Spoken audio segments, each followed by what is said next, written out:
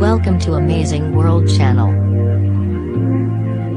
Brussels seeking assurances from Jeremy Corbyn amid fears talks could be rendered completely useless if Prime Minister is ousted before their completion. Mr Corbyn said Labour was a government in waiting and was ready to take up the responsibility for Brexit negotiations following June's shock election result. ReutersToby Melville EU Brexit negotiators have reportedly stepped up backroom talks with Labour amid concerns Theresa May will be ousted before Britain leaves the bloc. Brussels has been increasingly seeking assurances from Labour leader Jeremy Corbyn that he will honour commitments made by the Conservative government if he comes to power, it has been claimed. EU officials have significantly increased the number of talks held with Labour since the snap election in June, in which Ms May failed to win an outright majority, according to the Daily Telegraph. Sources told the paper there had been a significant change in tone from Brussels since the result, with efforts being made to foster closer ties with Labour. Negotiators reportedly fear that talks may be rendered completely useless if Ms May is ousted from office before their completion. It follows Mr Corbyn's bold claims in June that Labour was a government in waiting and was ready to take up the responsibility for Brexit negotiations.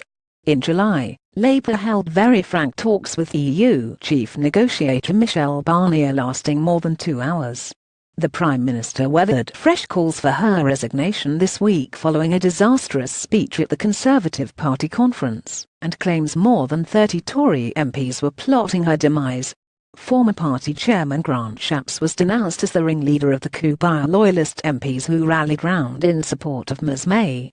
But the extra support for Ms May has done little to quash speculation that her premiership may be short-lived.